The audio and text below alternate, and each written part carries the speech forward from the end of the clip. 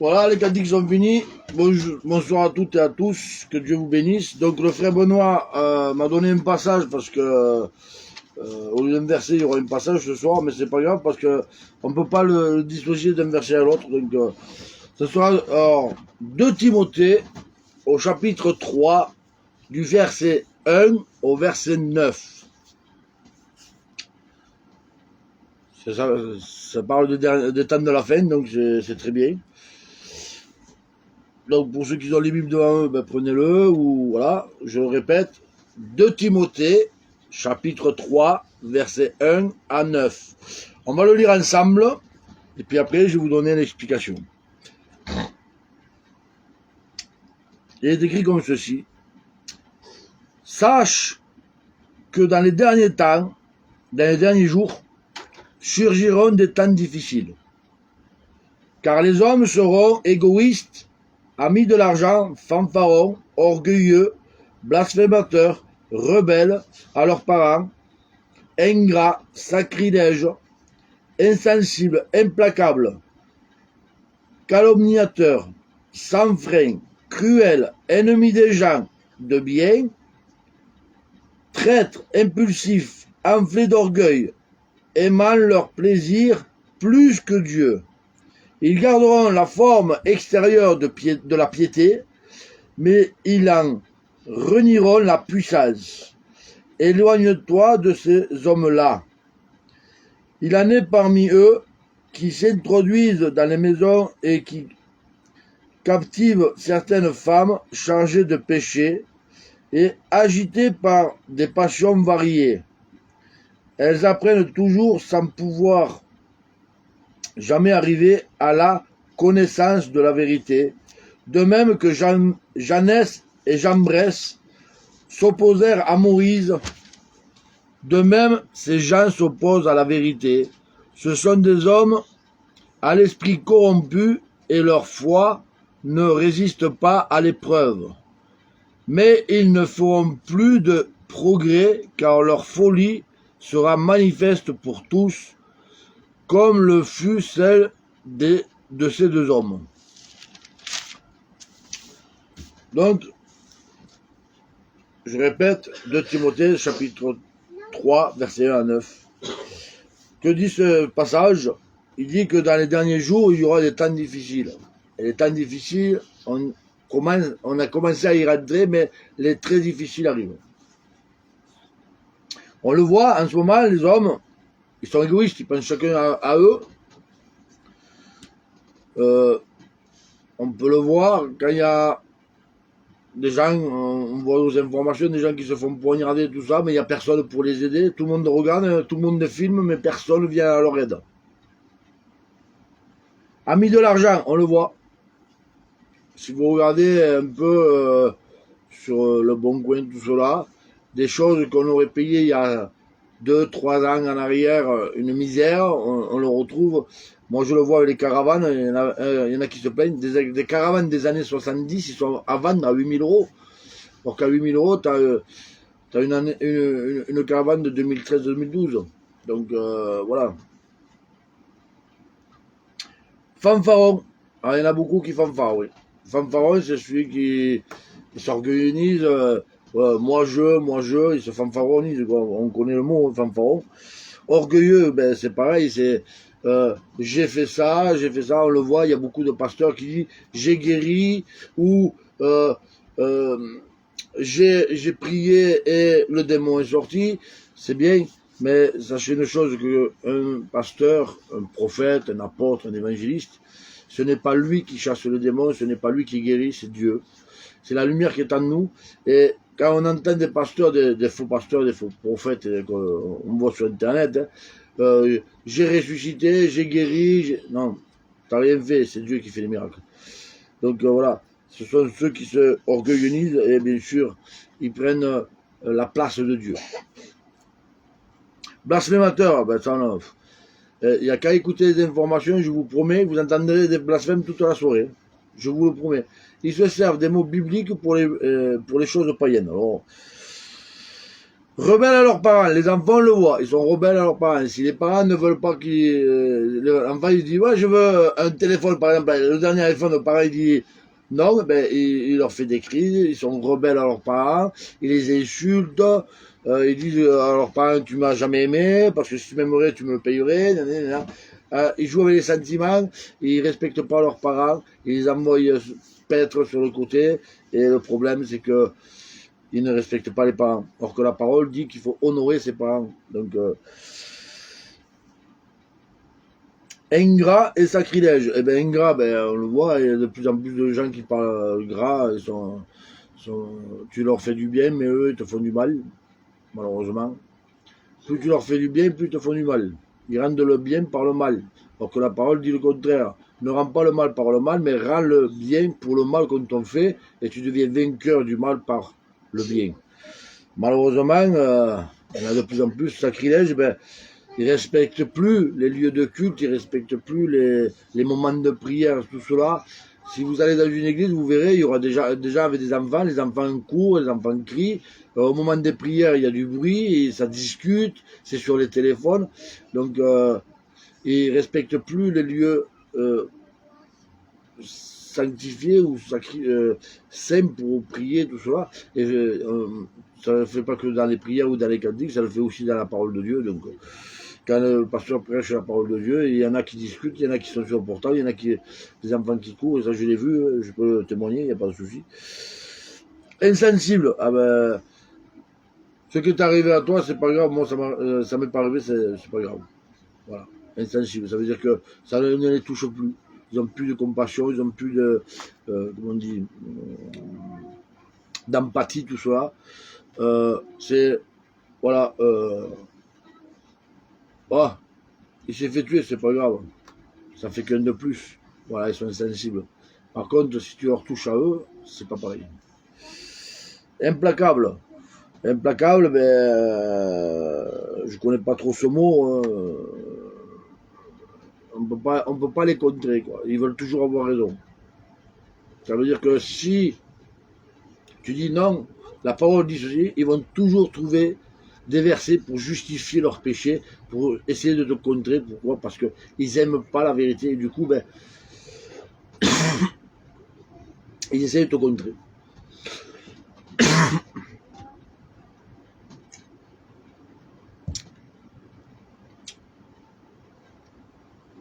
Calomniateur, ben, par devant, tu dis, oh, ça va mon frère, je te bénis, et par derrière, ben, t'as vu ce frère, il fait ci, il fait ça, et par derrière ton dos, donc voilà.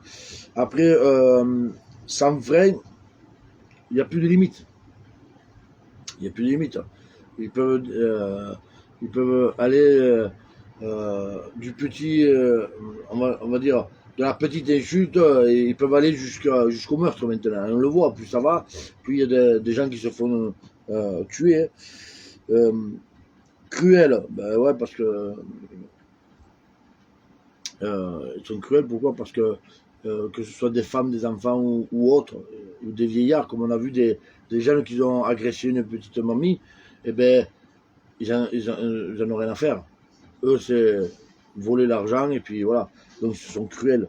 Après, ennemis des gens de bien. Ben oui, parce que toi, tu es dans les voies du Seigneur, donc tu proclames la parole de Dieu, tu fais du bien autour de toi, et ils t'aiment pas. Ils t'aiment pas parce que toi, tu fais du bien et eux, ils font du mal.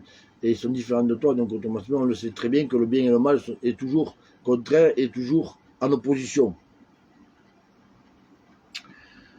Traître, ah ben alors là, il y en a. Parce que, par exemple, si on peut t'escroquer, te voler, te manipuler, alors là, ils y vont, il n'y a pas de problème. Impulsif, et ça on le voit aussi chez les chrétiens, quand il te dit, ah, sois béni mon frère et tout, puis tu vas lui dire une vérité, et ça, il va te contrer, tu vas dire non, c'est comme ça, comme ça, comme ça. Et au moment où il va dire qu'il va comprendre qu'il ne peut pas te contrer, il va dire, hey, c'est moi qui ai raison, le pasteur l'a dit, si tu n'es pas content, tu sors dehors, on va se battre. Voilà, ça c'est des impulsifs. Ils veulent avoir raison par tous les moyens. Enflé d'orgueil, bon, on a vu ce que c'était l'orgueil, ben enflé d'orgueil, c'est eux en premier, et puis les autres après, quoi. Aimant leur plaisir plus que Dieu. Eh bien, ils préfèrent aller dans les choses du monde, et on le voit dans les églises, et ailleurs d'ailleurs. Ce soir, il y a réunion. Ah ouais, mais ce soir, il y a la fête du 14 juillet.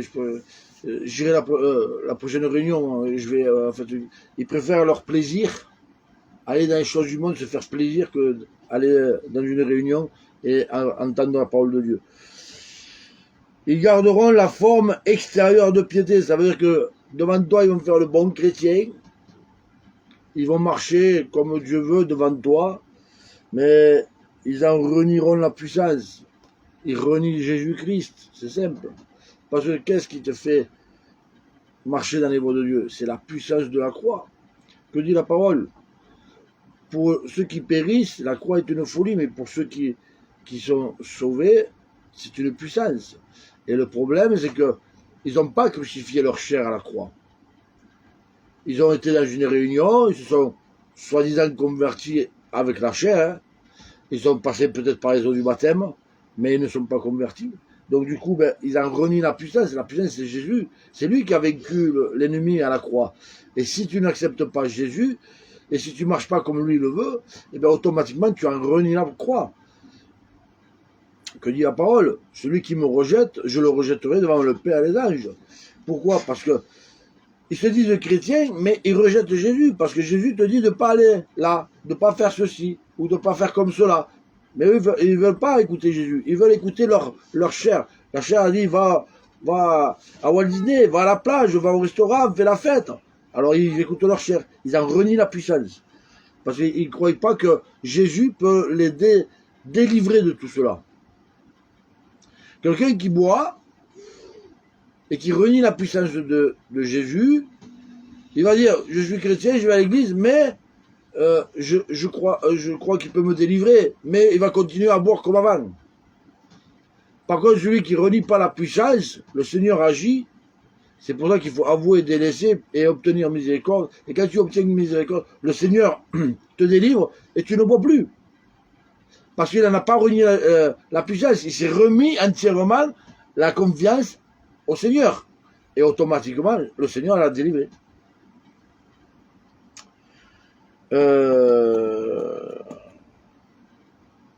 Mais ils renieront la puissance. Éloigne-toi de ces hommes-là. Pourquoi? Parce qu'on le sait, dans 1 Corinthiens 5, verset 11, il est dit, si tu vois un frère se faire appeler frère, et qui vit comme un débauché, un ivrogne, un idolâtre, éloigne-toi de ces hommes-là et ne mange même pas avec eux.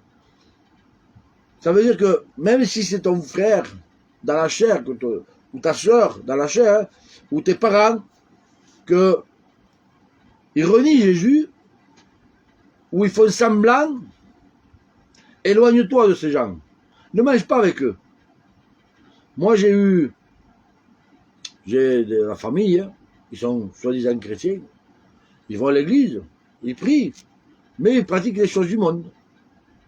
D'ailleurs, il y en a même qui sont vaccinés. Mais je me suis éloigné de tout cela. Je ne mange pas avec eux. Pourquoi? Parce que la parole me l'interdit. Je n'ai pas le droit d'aller manger avec quelqu'un qui se fait appeler frère, mais qui vit comme un débauché. Tu ne peux pas aller manger avec quelqu'un qui se dit frère et qui vit selon le monde. Sinon, je crois que c'est dans 2 Jean, au verset 9, tu contribues, au verset 9 à 11, tu contribues à leur péché. Parce que si tu vas chez les gens comme ceux-là, qui te mettent la musique du monde et qui commencent à danser, tu vas être là, tu dis, moi, j'écoute pas cette musique, je danse pas sur cette musique. Tu seras mal à l'aise. Et en plus de ça, mais Dieu n'a pas interdit cela, ils vont essayer de te séduire. Et malheureusement, les plus faibles d'entre nous, ils sont séduits et ils tombent dans le péché.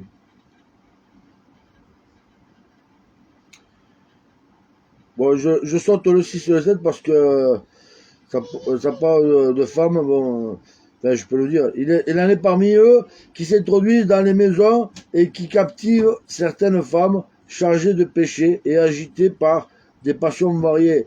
Ça veut dire qu'ils vont dans des maisons où il ne faudrait pas qu'ils y aillent, et il y a des femmes qui pratiquent des choses qu'ils ne devraient pas pratiquer, et Ils font tout ce qui leur passe par la tête. Ils apprennent toujours sans pouvoir jamais arriver à la connaissance de la vérité. Alors il y en a, ils vont lire, ils vont essayer de comprendre la parole, mais sans arriver à la connaissance de la vérité. Ils vont avoir une compréhension charnelle. Pourquoi? Parce qu'ils n'ont pas cette conduite du Saint-Esprit qui te révèle les choses qui sont écrites dans la parole. Moi, c'est la dixième fois que je la lis, la parole, et il y a encore des choses qui me sont révélées. Pourtant, j'ai lu 10 fois. Mais Dieu me révèle en son temps les choses. Ça veut dire que moi, je peux avoir une compréhension aujourd'hui, et toi, tu peux avoir une compréhension demain. Mais les deux compréhensions vont amener au même point. Si tu as une compréhension différente de moi, ou moi différente de toi, c'est qu'il y a un problème. Ma femme, des fois, elle a une compréhension d'un texte, et moi, je l'ai, mais différemment, mais les deux s'accordent. Et on arrive au même point que le point central, c'est la vérité de la parole. Si tu as une compréhension et qui est différente de la conformité de la parole, c'est qu'il y a un problème. Il n'y a pas un problème avec moi, il n'y a pas un problème avec toi, il y a un problème avec la parole. Ça veut dire que un des deux n'est pas conforme à la parole, ils ne peuvent pas avoir la compréhension que Dieu voudrait qu'ils aient.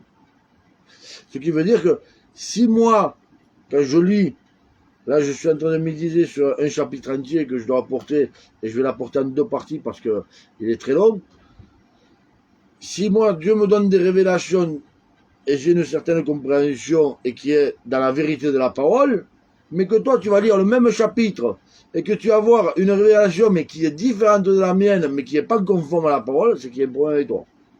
C'est que tu n'es pas conforme à la parole. Il faut toujours mettre au centre de toutes ces compréhensions le côté spirituel qui est Dieu. Que veut Dieu? Que veut dire Dieu? Que pense Dieu? Si c'est écrit comme cela, que veut dire au côté spirituel? Si tu n'as pas cette compréhension-là, c'est qu'il y a un problème. Confie-toi à l'Éternel, il va te révéler la vraie vérité. De même que Jeannès et Jambres s'opposèrent à Moïse. Ce sont les 2 magiciens qui étaient en Égypte. Quand Moïse a jeté le bâton, qui se sont transformés en serpents, eux, ils ont fait de même. Même si le serpent de Moïse avalait les 2 autres, ils ont fait pareil. Quand ils disaient quoi que ce soit, Moïse, ils arrivaient à contrer avec de la magie. Malheureusement, à un moment donné, ils n'ont pas pu. Pourquoi? Parce que Dieu est tout puissant et à un moment donné, tu seras confronté à ta limite. Ça veut dire que quoi que tu veuilles faire, à un moment donné, tu seras limité. Dieu n'est pas limité. De même, ces gens s'opposent à la vérité. Ces gens-là, ils n'aiment pas la vérité. Quand tu leur parles de la vérité, tu les offusques. Tu leur fais du mal dans le sens, pas dans le mauvais sens, mais dans le sens que eux, ça leur fait mal parce qu'ils n'aiment pas ce que tu dis. Ils n'aiment pas parce que tu dis, t'es condamnable, tu juges, tu fais mal, tu es trop dur, c'est ceci et cela. Mais en fait, c'est parce qu'ils n'aiment pas cette vérité qui est la parole. Ils aiment leur vérité. Tu leur dirais, mais va à la fête, Dieu est bon, Dieu pardonne. Ils iraient, il n'y a pas de problème, ils t'aimeraient. Mais c'est leur vérité. Ils aimeraient entendre que tu leur dises ce qu'ils veulent entendre. Mais quand tu leur dis la vérité de la parole, ça leur plaît pas. Donc, ils s'opposent à la vérité. Ce sont des hommes à l'esprit corrompu. C'est qui corrompt un homme? C'est l'ennemi. La parole dit que les gens de ce monde ont été aveuglés par le Dieu de ce monde. Il les a séduits.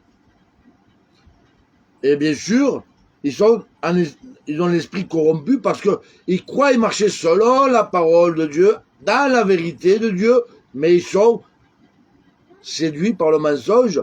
Et bien sûr, ils sont corrompus parce qu'ils ne marchent pas selon la vérité de Dieu, ils marchent selon la vérité du monde. Et le problème, c'est que quand tu leur dis, attention, Dieu nous demande de sortir du monde. Il nous demande de ne pas pratiquer les choses du monde. Et toi, tu les pratiques. Et moi, ce que je dis tout le temps, quand tu vas dans les choses comme cela, tu souilles la sainteté de Dieu. Dieu est saint, il vit en toi. Il a dit, soyez saints car je suis saint. Si tu as reçu le Père, le Fils et le Saint-Esprit à l'intérieur de toi, que c'est plus toi qui vis, que c'est Jésus. Jésus était saint, il est parfait, il n'y a pas d'autre homme que lui qui est venu sur terre. Ça veut dire que quand tu vas dans ton péché, tu souilles celui qui vit en toi. Et tu souilles la sainteté de Dieu. Et bien sûr, comme tu as été séduit par l'ennemi, ça ne te fait rien. Tu dis, c'est pas grave. Il est en moi, mais moi, c'est ma chair. Sache une chose. Celui qui souille la sainteté de Dieu, il va finir où? Apocalypse 22, 11. Que celui qui se souille, je souille encore. Il est écrit la parole, n'éteignez pas le Saint-Esprit et ne l'attristez pas. Parce qu'en n'écoutant pas la parole de Dieu, en marchant pas dans la vérité, tu vas attrister le Saint-Esprit. Mais au bout d'un moment, il va s'éteindre. Alors vous allez me dire, ouais, mais dans la parole, il est écrit que Dieu n'éteint pas le lumignon qui fume. C'est vrai. Mais tant qu'il fume, il est rallumable. Mais le jour qu'il est éteint, il ne se rallumera plus. Hébreux 6.4, que celui qui est tombé et qui a goûté aux choses célestes ne peut pas revenir à la repentance, sinon il recrucifie Christ pour sa propre opprobre, pour sa propre honte. Ça veut dire que tant que tu es rétrograde, tu as l'aluminium qui fume, mais une fois que tu es tombé, que tu es parti dans le monde, tu ne peux plus revenir à Dieu. Il vaut mieux pour toi que si tu as attristé le Saint-Esprit, demande-lui pardon. Alors on va te dire, ouais, on ne faut pas parler au Saint-Esprit. Si, tu peux parler au Saint-Esprit. Moi, ça m'est arrivé de l'attrister. Tout le monde. Parce que dans ma pensée, je pensais faire bien et j'ai fait mal. Et j'ai dit, Seigneur, excuse-moi, je me suis repenti auprès de Dieu et j'ai demandé pardon au Saint-Esprit si je l'avais attristé. Le Saint-Esprit, tu peux le prier aussi. Tu peux dire pardon au Saint-Esprit. Tu peux demander qu'il agisse dans ta vie, qu'il vienne te remplir. Hein. C'est l'Esprit de Dieu. Et bien sûr, et leur foi ne résiste pas à l'épreuve. Dès que Dieu les met à l'épreuve, qu'est-ce qu'ils font? Ils blasphèment Dieu. Ils rejettent Dieu. Ils s'éloignent de l'Église. Et ils repartent dans le monde. Parce que leur foi ne résiste pas à l'épreuve. Moi, j'ai des épreuves tous les jours. Je vous le dis, encore ce matin. En ce moment, j'ai le problème avec le réseau. Et j'ai dit ce matin, Seigneur, si ce soir, j'ai pas de réseau, je pourrais pas proclamer la parole. Et déjà que j'ai que cela pour proclamer la parole, je sais pas comment je vais faire. À 4 heures de l'après-midi, plus de réseau, jusqu'à 7 heures. Et j'ai prié le Seigneur pour qu'il agisse, pour que j'ai du réseau ce soir. Depuis ce matin, moi et ma femme, on prie. Et ce soir, j'ai du réseau, merci Seigneur. Mais, j'ai résisté à l'épreuve. J'ai dit, j'avais trouvé une solution. J'ai dit, si j'arrive pas à avoir du réseau, c'est pas grave. Je ferai une vidéo, et demain, quand j'aurai du réseau, je partagerai la vidéo. Parce que comme je dois méditer sur un chapitre, et que je dois couper en deux parties, la première partie, je l'ai déjà, il faut que je la fasse, la vidéo. Donc, automatiquement, j'aurais partagé ça. J'aurais proclamé quand même la parole, et j'aurais contré le piège de l'ennemi. C'est ça. Celui qui a une épreuve résiste à l'ennemi. Mais celui qui a l'esprit corrompu, sa foi ne résiste pas. Le peu de foi qu'il a, et Jésus le dit aux apôtres, dans la barque, quand il dit « Seigneur, nous périssons, réveille-toi !» Le Seigneur se lève, il calme la tempête, et il dit « Jean de peu de foi !» Ils avaient le Seigneur, il avait tout le pouvoir sur terre. Ils avaient juste à dire « Seigneur, il y a une tempête, agis !» C'était fini. Là, ils ont dit, nous allons périr, ils avaient peur de mourir. Jean ne peut de voir, comment tu peux mourir avec le Seigneur à côté de toi? Est-ce que le Seigneur permettrait que tu meurs? Si tu marches dans les voies du Seigneur, il ne permettra pas à personne de te toucher. que dit la parole, je l'ai lu ce matin dans les psaumes. Ne touchez pas à mes oins et ne faites pas de mal à mes prophètes. Et le Seigneur, Dieu l'Éternel dit, à moi la vengeance et la rétribution. Est-ce que Dieu permettrait qu'on fasse du mal à ses enfants? Dieu est à côté de nous. Il est là pour nous protéger, pour subvenir à nos besoins. Personne ne peut te toucher si Dieu ne le permet pas. Mais ils ne feront plus de progrès car leur folie sera manifeste pour tous, comme le fut celle de ces deux hommes. Alors là, il parle de Jeannès et Jambres. Ben c'est simple. Ils feront plus de progrès, ça veut dire qu'ils ont avancé un moment, mais ils sont limités. Pour avancer, il faut qu'ils se donnent entièrement au Seigneur. Ça veut dire qu'ils ont avancé. Ils ont dit, je ressens la présence de Dieu, je prie le Seigneur. Mais il n'y a plus rien dans leur vie. Leur vie est fade. Leur vie tourne en rond. Parce qu'ils pratiquent les choses du monde, ils ne sont plus en contact, en communion avec Dieu. Et ils n'avancent plus. Dieu leur a mis un frein. Dieu leur a mis une limite. Tant que tu n'abandonneras pas les choses du monde, que tu ne prendras pas position, que tu ne marcheras pas comme moi, je te le dis, tu n'avanceras plus, tu resteras dans ta position. Parce que tu mets des barrières à Dieu. Tu ne le laisses pas agir comme il veut. Et bien sûr, à un moment donné, il sera trop tard. Alors moi, je te conseille une chose. Confie-toi à l'Éternel, comme il est écrit dans Jérémie 17,7, béni soit l'homme qui se confie à l'Éternel, parce que pour le moment, tu fais plutôt Jérémie 17,5. Maudit soit l'homme qui se confie en l'homme et qui prend la chair pour appui. Tu prends ta chair pour appui et tu écoutes un homme qui est le pasteur, qui te dit tu peux aller pécher, Dieu est bon, Dieu te pardonne. Moi je te le dis, Dieu n'aime pas le péché. Il aime le pécheur, mais il a haï le péché. Alors il t'aime, mais il veut te sauver, mais toi tu veux pas te laisser sauver. Tu veux être sauvé, c'est simple. Marche selon la parole de Dieu. Si la parole te dit ne va pas dans le monde, ne va pas dans le monde. Ne pratique pas cela, ne le pratique pas. Ne fais pas comme ceci, ne le fais pas.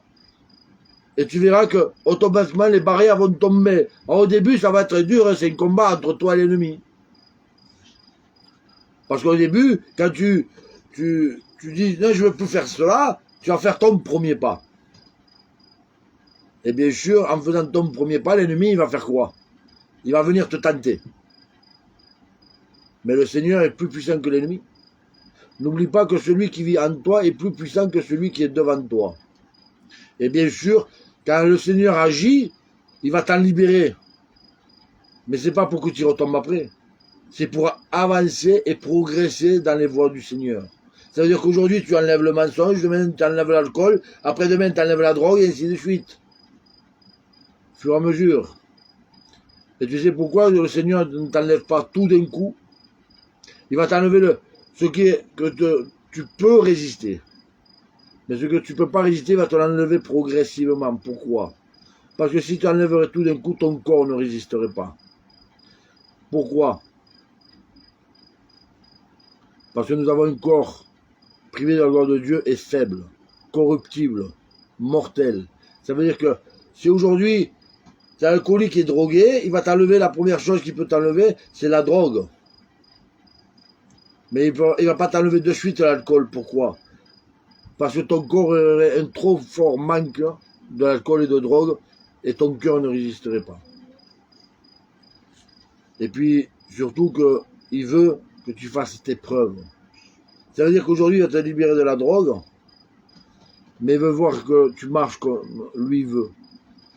Puisqu'il est écrit, c'est celui qui persévérera jusqu'à la fin qui sera sauvé. Il faut persévérer dans les voies de Dieu. Et plus tu vas persévérer, plus il va s'apercevoir que tu marches selon lui, et il va te libérer au fur et à mesure de tout péché. Mais il y a des choses qu'il va t'enlever. Il peut t'enlever la drogue, le mensonge d'un coup, c'est pas un problème ça. Il y a des choses qu'il va te laisser, et qu'il va falloir que tu persévères jusqu'à la fin, pour qu'il puisse t'enlever au fur et à mesure, pour te sauver. Pas qu'il t'aime pas, c'est parce qu'il te met à l'épreuve aussi. Ton corps peut-être il ne résisterait pas à l'enlever. mais c'est surtout qu'il veut te mettre à l'épreuve, voir si, malgré ce péché, tu continues à suivre ses voies. C'est simple. Dieu est bon, lui seul est bon, mais il te met à l'épreuve chaque jour de ta vie, t'es sûr? Moi je dis à ma femme, souvent, on est comme en garde à vue sur terre. Dieu les regarde sur nous jour et nuit, il sait ce qu'on fait à la minute même, il sait même ce qu'on pense avant même qu'on ait pensé. Et tout le long de ta vie, tu es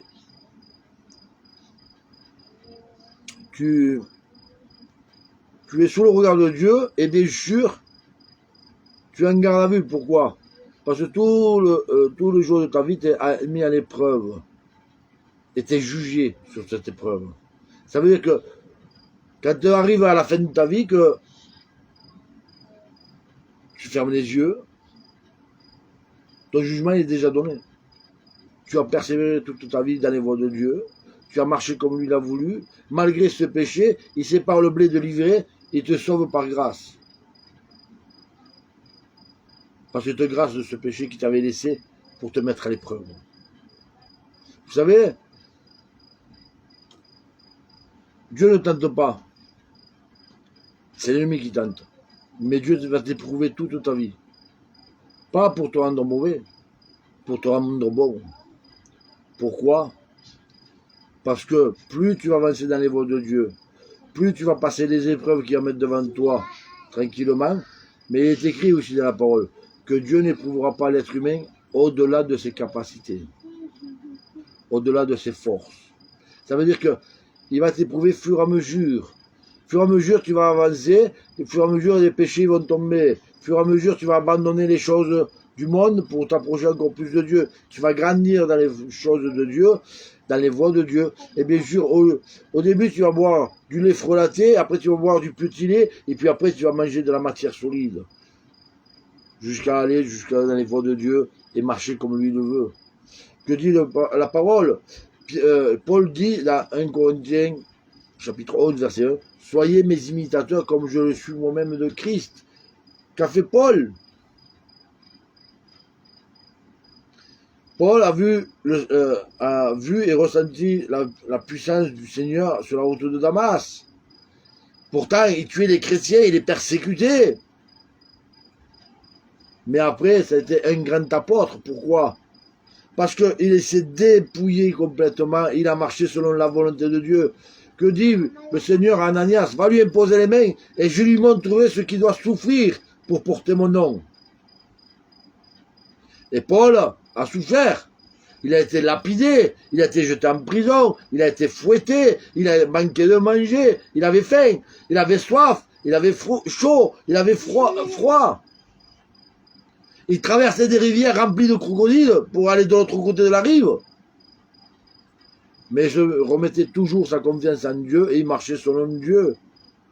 Et cela l'a fortifié dans son ministère, l'a fortifié dans les choses qu'il faisait pour Dieu. À un moment donné, il demande à Timothée de prendre son manteau parce qu'il avait froid, parce que le forgeron lui avait fait du mal. Il n'était pas aimé de tous, il y avait des gens qui étaient contre lui, puisqu'ils l'ont lapidé et pensant qu'il était mort. Et vous voyez, quand on se confie à l'Éternel, Dieu agit toujours. Et le dernier exemple que je vais prendre, c'est dans Actes, je crois que c'est vers la fin, c'est quand Paul est sur le bateau, que le bateau fait naufrage, que Paul arrive sur l'île et il ramasse du bois pour faire du feu, et il y a une vipère qui le pique, enfin qui le mord. Que disent les gens de l'île, enfin les prisonniers et les gardiens qui étaient avec lui? Lui, il n'a pas de chance. Il survit au naufrage du bateau, mais même là, Dieu le punit parce qu'il est mordu par un serpent. Et quand il voit que rien ne lui arrive, c'est là qu'il commence à lui parler en disant « Comment ça se fait qu'il t'arrive rien ?» Et là, il lui en explique. Vous voyez, le truc, c'est quand on fait confiance à Dieu, il nous arrive rien. La vipère a mordu Paul. Mais Dieu n'a pas permis qu'il meure. Parce que son travail n'était pas terminé. il fallait qu'il aille à Rome. Donc il a fait des guérisons sur l'île, et après ils ont repris la route pour aller à Rome, et il est allé à Rome porter la parole de Dieu. Et après à Rome il a été décapité, quand son travail était fini. Et là Dieu a permis, pourquoi? Parce que Dieu voulait le récupérer auprès de lui. Il y a des gens qui décèdent pour que Dieu le récupère auprès de lui. Mais il y a des gens qui décèdent, par contre, c'est ce que Dieu permet pour qu'ils soient punis. Et c'est là qu'il faut toujours mettre confiance en Dieu. À l'heure actuelle, il y en a un des grands décès qui s'est passé au Royaume-Uni, mais nous savons tous ce qu'était cette reine. Elle était remplie de mauvaises choses. Moi j'ai vu des vidéos où c'est que les yeux, c'était des yeux de reptiliens, et ainsi de suite. Et pourtant, je vais vous dire, quand j'ai appris sa mort, j'ai pleuré. J'ai pas pleuré parce que c'était elle qui était décédée.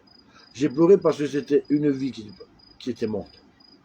Parce qu'à la base, à sa naissance, c'était un être humain comme tout le monde. C'était une création de Dieu. C'est pour ça que j'ai pleuré. Et en pleurant, je parlais au Seigneur, j'ai fait, c'était une de tes créations, elle s'est détournée de toi, et malheureusement, elle est perdue, mais c'est encore un être humain qui est mort. La dernière fois, quand il y avait eu les incendies à Bordeaux, ils ont montré des images de la forêt qui brûlait, j'en ai pleuré. Parce que c'était la création de Dieu qui brûlait. C'est aussi ça l'amour pour Dieu qu'on doit avoir. Il faut savoir que tout ce qui nous entoure, c'est Dieu qui l'a créé. Certes, c'est sûr, comme dit l'Ecclésiaste, vanité de vanité, tout est vanité. Il n'y a rien de nouveau sous le soleil, c'est vrai. Mais c'est quand même Dieu qui a créé la nature.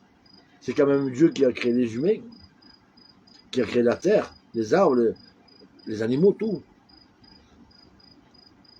Je vais vous raconter un témoignage. En 2002, 2001-2002, j'ai passé le permis de chasse et je chassais. Bon, merci Seigneur, j'ai pas tué beaucoup, mais j'ai tué quand même. Et une fois, j'avais mon fils avec moi et je tuais le lapin. Et c'est le jour où j'ai pris conscience qu'il fallait que j'arrête la chasse. Ce jour-là, j'ai tué le lapin, j'ai pris le lapin dans les mains et j'ai pleuré comme un enfant. Parce qu'à chaque fois que je tuais, je ressentais une douleur dans mon cœur, je ne comprenais pas. Et ce jour-là, j'ai compris. J'ai fait oui, c'est vrai Seigneur, c'est ta création. Et moi je viens de lui enlever la vie. Depuis ce jour-là, je crois que c'était la saison 2002-2003, j'ai posé le fusil. Et j'ai jamais été à la chasse. J'allais me promener à les chiens, mais j'allais plus à la chasse. Pourquoi? Parce que malheureusement, j'enlevais les vies de la création de Dieu. Alors c'est peut-être moi qui, dans cette personne-là, qui est comme cela, je sais pas, je suis très sensible, ça je le sais. Mais, quand je vois quelqu'un qui pleure, quand je vois quelqu'un qui souffre, je souffre avec et je pleure avec. Et je pense que c'est ce que dit la parole. Quand tu vois un frère pleurer, pleure avec. Quand tu vois un frère qui se réjouir, réjouis-toi avec. Et moi, ça ne me fait pas que sur les frères. Ça me fait sur tout le monde. Quand je vais au magasin, que je vois quelqu'un avec un visage triste, je ressens sa douleur. Et ça me rend triste à l'intérieur de moi. C'est pour ça que j'évite de sortir. Parce que quand je vais dans le monde, je ressens une oppression, une douleur, le mal-être des gens, la souffrance des gens.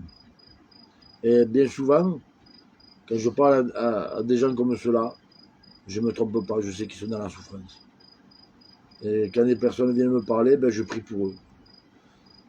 Parce que tout le monde ne vient pas nous parler. Mais je sais que souvent, Il y a des gens qui viennent me parler que je ne connais pas. Hein. Ils me racontent leurs problèmes et je prie pour eux. Et je sais que Dieu les apaise. Mais voilà la vraie vérité. Quand on a l'amour pour Dieu, on marche selon Dieu. On ne marche pas selon le monde. Et là, ils disent que quand tu es mis à l'épreuve, ta foi ne résiste pas. Et bien sûr, tu ne feras plus de progrès. Parce que celui qui arrive à augmenter dans les voies de Dieu, à grandir dans les voies de Dieu, automatiquement, il prend le caractère de Dieu. Que dit la parole? Soyez mes imitateurs comme je suis moi-même de Christ. Paul a été appelé chrétien parce qu'il reflétait l'image de Christ. Et Christ dit, vous m'avez vu, vous avez vu le Père. Pourquoi? Parce qu'il reflétait l'image de Dieu. Le caractère, la sainteté, la pureté de Dieu. L'amour de Dieu. Un chrétien qu'on doit appeler chrétien. Parce qu'avant, il faut s'appeler disciple, pas chrétien. Les apôtres, ils étaient appelés disciples avant d'être appelés apôtres. Et avant d'être appelés chrétiens. Quand tu te dis chrétien, tu dois refléter l'amour, la sainteté, la pureté, la droiture, la justice de Dieu. Si tu ne reflètes pas cela, tu n'es que disciple et tu n'es pas chrétien. Donc voilà, il faut progresser dans les voies de Dieu pour devenir chrétien. Parce qu'à un moment donné, tu reflèteras le Maître. Et à ce moment-là, tu pourras te dire chrétien. Mais tant que tu ne reflètes pas le Maître, tu n'es pas chrétien, tu es disciple. Et à tout moment, malheureusement pour toi, tu peux reculer. L'ennemi, il est là pour te tenter de te faire chuter. Mais confie-toi à l'Éternel, et l'Éternel te protégera et te conduira dans ses voies. Donc oui, au début, il dit, sache que dans les derniers jours surgiront des temps difficiles. Les temps difficiles arrivent, on le sait. On en passe déjà, mais c'est rien du tout à ce qui arrive. Faites attention, parce que je dis quand la reine Elisabeth II est décédée, j'ai dit à ma femme, attention, c'est quelque chose qui va déclencher quelque chose. Déjà le matin, quand ils ont dit qu'elle n'était pas bien, j'ai dit comme ça, avant ce soir, elle est morte. Et avant le soir, elle était morte. Et elle est morte pratiquement entre les deux soirs. Et j'ai dit à ma femme, quand elle était morte, je ne sais pas pourquoi, mais je ressens que ça va déclencher quelque chose. Alors préparez-vous parce que je pense que des jours très difficiles arrivent. Et si on prend Éphésiens, je crois que c'est Éphésiens. Je vais reprendre Éphésiens, chapitre 5.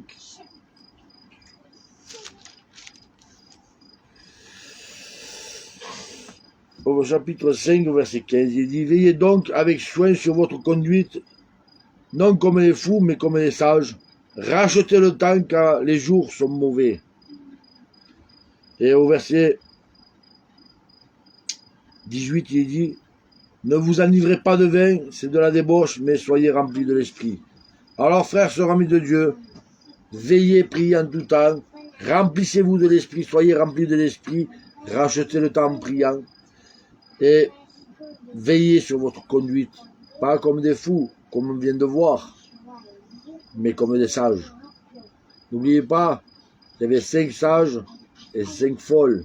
Les 5 sages sont rentrés au royaume des cieux, et les 5 folles sont restées dehors. Alors on marchait comme les sages. Sur ce, je remercie le frère pour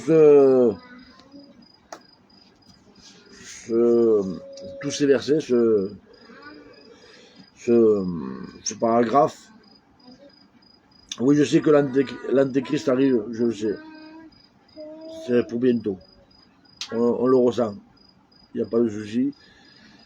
Donc, merci le frère, merci au frère Benoît pour ce passage. J'espère que ça a éclairé certaines personnes, que ça a enseigné d'autres personnes. Sachez une chose, que Dieu nous entend, nous voit, nous surveille, et ce qu'il a dit s'accomplira. Tout ce qui est en train d'arriver, c'est écrit dans la parole, et ça s'accomplira.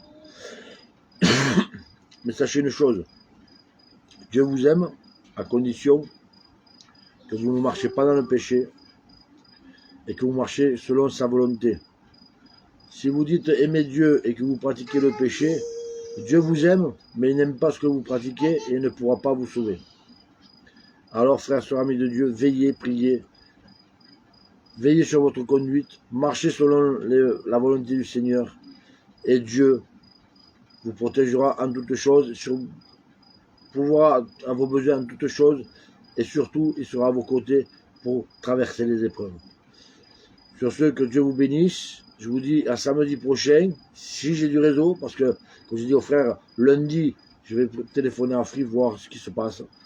Et normalement, il n'y aurait pas de problème. Je vais essayer d'amener les vidéos dans la semaine, parce que je médite dessus. Encore tout à l'heure, j'ai médité, mais j'ai pas toutes les révélations, donc il faut que je me penche vraiment dessus. Que Dieu vous bénisse, et je vous dis à samedi prochain. N'oubliez pas de partager la vidéo, parce que c'est important que la parole de Dieu soit proclamée. Je ne le dis pas pour moi. Ce que j'ai expliqué, c'est pas moi, c'est Dieu qui vous l'a expliqué. Moi, j'ai fait que le canal, j'ai fait qu'apporter sa parole. Les honneurs ne reviennent pas à moi, ils reviennent à Dieu. Comme j'ai dit à la sœur la dernière fois, elle m'a dit merci pour ton message. Non, merci à Dieu, car c'est lui qui parle, c'est pas moi. Moi, je ne prépare rien. Vous voyez, le frère m'a donné un verset et j'ai apporté comme Dieu me donnait en pensée. Alors, merci Seigneur pour tout cela et que Dieu vous bénisse abondamment et à samedi.